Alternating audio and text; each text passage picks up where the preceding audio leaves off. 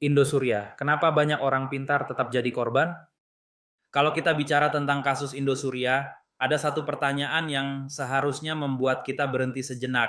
Kenapa korbannya bukan hanya orang awam, tapi juga orang-orang pintar, orang yang mengerti bisnis, orang yang terbiasa mengelola uang, orang yang sudah pernah berinvestasi, tapi tetap saja mereka masuk. Dan ini penting, karena kalau kita melihat ini hanya sebagai kasus penipuan biasa, kita akan melewatkan sesuatu yang jauh lebih besar.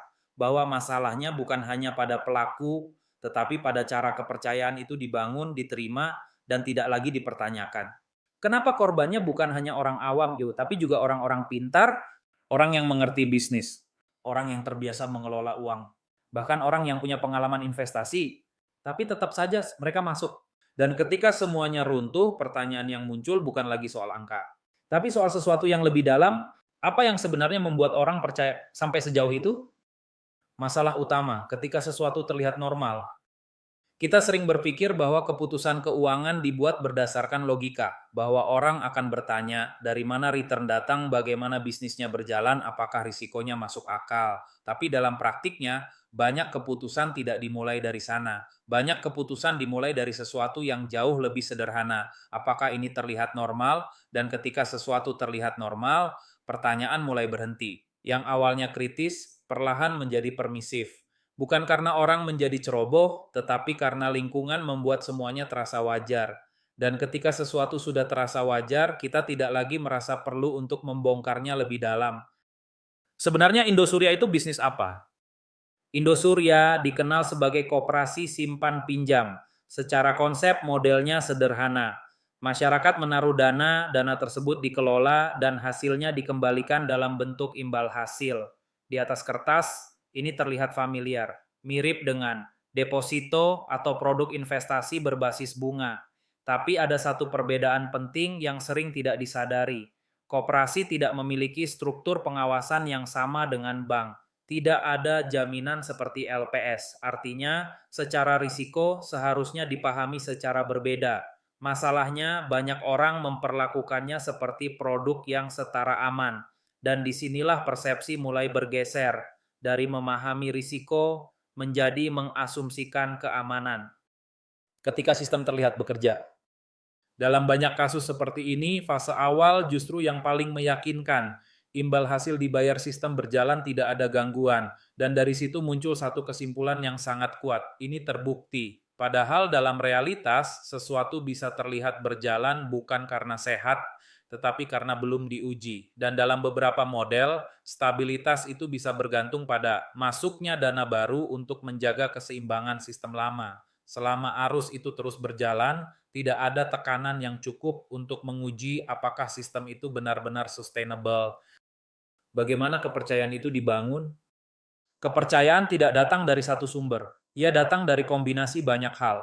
Tampilan yang profesional, struktur yang terlihat rapi, orang-orang yang tampak kredibel, dan yang paling kuat, validasi sosial. Ketika orang melihat teman masuk keluarga, masuk rekan bisnis, masuk, maka kepercayaan tidak lagi dibangun oleh analisis. Kepercayaan dibangun oleh lingkungan. Dan ketika lingkungan sudah memberikan rasa aman, kita cenderung berhenti mencari risiko. Lingkaran kepercayaan yang menguatkan diri sendiri.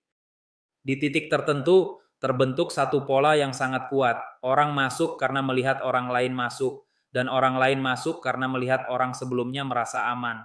Akhirnya terbentuk sesuatu yang tidak terlihat, kepercayaan yang memperkuat dirinya sendiri. Semakin banyak orang percaya, semakin kecil kemungkinan ada yang bertanya. Dan semakin sedikit yang bertanya, semakin kuat sistem itu terlihat. Padahal yang menguat bukan sistemnya, tetapi persepsinya. Kenapa orang pintar justru rentan? Ini bagian yang paling sering disalahpahami. Masalahnya bukan pada kurangnya kecerdasan, justru orang pintar sering percaya pada analisis mereka, merasa cukup memahami dan yakin dengan judgement mereka sendiri. Dan disinilah muncul sesuatu yang sangat halus, overconfidence, yang tidak terasa seperti overconfidence. Bukan dalam bentuk arogan, tetapi dalam bentuk keyakinan bahwa ini sudah cukup jelas. Padahal yang terlihat hanyalah hasil, bukan proses, bukan struktur, dan bukan risiko sebenarnya. Ketika sistem mulai tidak seimbang, masalah dalam sistem seperti ini tidak muncul tiba-tiba. Ia muncul perlahan, selama. Dana terus masuk, kepercayaan tetap tinggi, maka semuanya terlihat stabil.